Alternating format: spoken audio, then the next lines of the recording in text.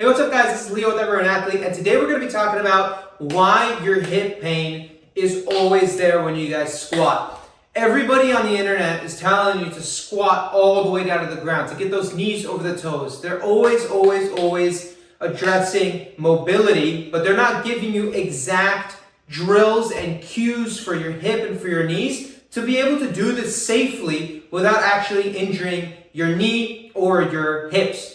So first of all, we have to take a look at the hip joint, and I'm going to put a little picture of the hip here. We first have to think about, okay, what is going on at the hip when we're actually doing a squat, right? So you have your femur coming in as a ball and socket joint into your pelvis, and as you squat down, that femur is rotating up and getting closer and closer to the pelvis.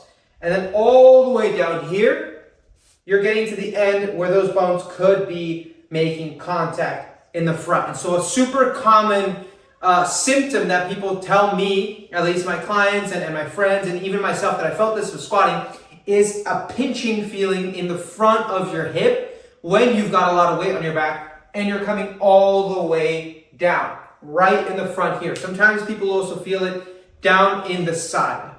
So what this is, a lot of people will say, well, you just gotta get your knees out wider. You gotta get your knees in. You gotta lift your ankles up. So the real reason here, guys, that we're having this anterior or lateral hip pain is that the joint capsule itself or the ligaments around the joint are being tight and are constricted. So what happens when the joint capsule is tight is the actual bone-on-bone motions of your hip, that slide and that rolling that has to happen inside the joint, is limited. And so as you come down, it's going, and then it's tight, and whoop, it can't go anymore. And so you start getting a pinching sensation in the front of your hip. So what can we do about this? Most people think that you need to be in the gym doing some fancy thing while you're squatting in order to fix this issue. But guys, I'm here in my apartment.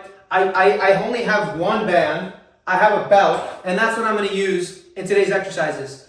It's not about loading it necessarily, it's about mobilizing the hip and then strengthening into that mobilization, strengthening the appropriate muscles. And you guys should and can be doing this from home, okay? So the first exercise we're going to go into is called banded hip mobilizations, or a half kneeling banded hip mobilization. What you want to do is you want to find anything that you can wrap, either a band, preferably you guys are using a band, but here I have a belt just to show you guys that you can totally do this from home, okay? So find something that you can wrap a band or a belt or a towel, anything that you can tie off into a circle.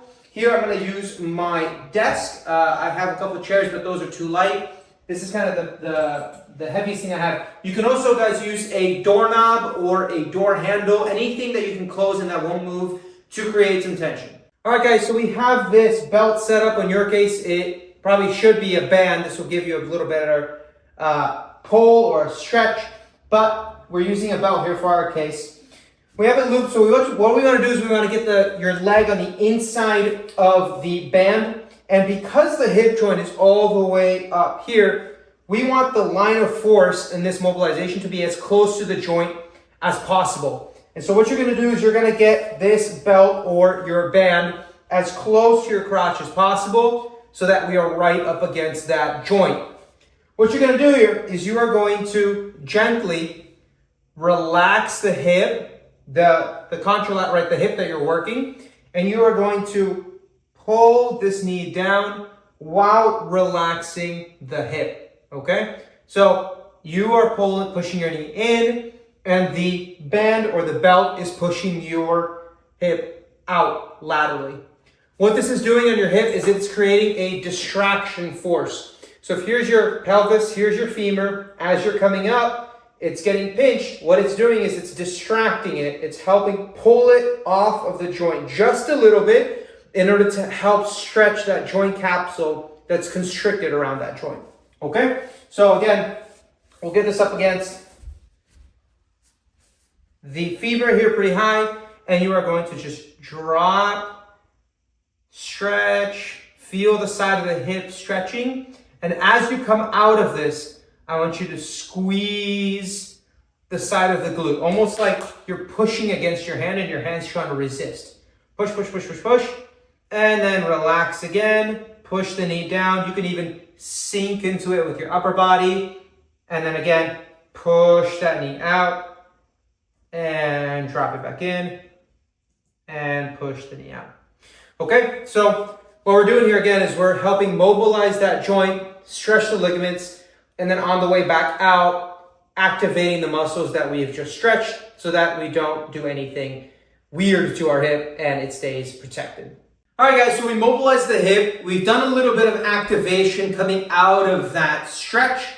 So now what we want to do is we really want to hammer down on the muscle that controls the hip and provide stabilization for the hip while squatting. I'm not talking about producing a lot of power. That the muscle that we're going to talk about here does not do that. What produces power are your glutes, right? Your glute maximus and your quads and your hamstrings in that squat position. The muscle we're talking about here is the glute minimus and the glute medius. These small muscles on the outside of your hip that come and attach to your femur, and their technical action is to do this, prevent your body from falling in when you walk, and it also helps prevent your knees from caving in, right? If the action is out to the side, they are going to prevent coming in.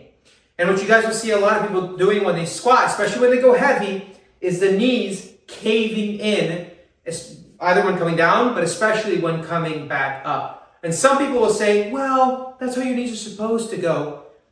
Yes, they are supposed to have a little bit of an inward motion, but that is not supposed to be exaggerated like we typically see on people who have weak glute hip musculature. Okay? So, with this guy, what we want to do, I have here a very small band. This is not the most ideal band to do this, but again, it's an example that I'm using to show you guys that you can use whatever you guys have at home. So, I'm going to put this band right above my knees. What I want you guys to do here is hands on the hips. You're going to get on one leg, bend the knee that is going to go up. And what you want to do here is just press it straight out to the side, just like this. It does not have to be a big motion. Your leg is not coming all the way out to the side during a squat. And so neither should you with this exercise. Okay? So you're coming back up just like this. What you want to be careful of, I'll give you guys a side view here, is you want to be careful to not have that knee come out in front or way out to the back. If you're going to do any of those, make sure it's going out to the back. But ideally, you're going to come straight out to the side and straight down. Straight out to the side and straight down. Okay? You guys might even actually feel this on the opposite side because it's preventing your body from falling over. But that's neither here nor that. So that's how we do it with the band. So there you have it, guys. It does not have to be hard. Just because we're squatting 200, 300, 400 pounds in the gym does not mean that you need to load the hip up like crazy in order to get better at doing those heavy movements. Actually, you might be doing yourself more harm by not addressing simple issues like these that you can do from your house. We already spend 2 to 3 hours a day. Well, I spend 1 to 2 hours a day, but some of you might spend 3 hours a day at the gym. And I don't know about you guys, but I have long work hours, I have a family at home, and so I have limited amount of time that I can spend in the gym. Drills like these are perfect to be able to address the issues, the weaknesses at home prior to actually going to the gym, so you can actually perform, actually hit those PRs without having to worry about, well, I need a 25-minute warm-up or my knees might hurt. And so if you guys like this video, you like these exercises, you actually found them helpful, guys, like this video, subscribe to this channel, and ring that notification bell so that you guys don't miss a single video as it comes out. Also, if you guys have any injuries, any complaints, anything that you guys want me to talk about, feel free to put those down in the comments and I will take note of them and try to get to them as quickly as possible. As always, guys, I'll see you in the next video. Oh.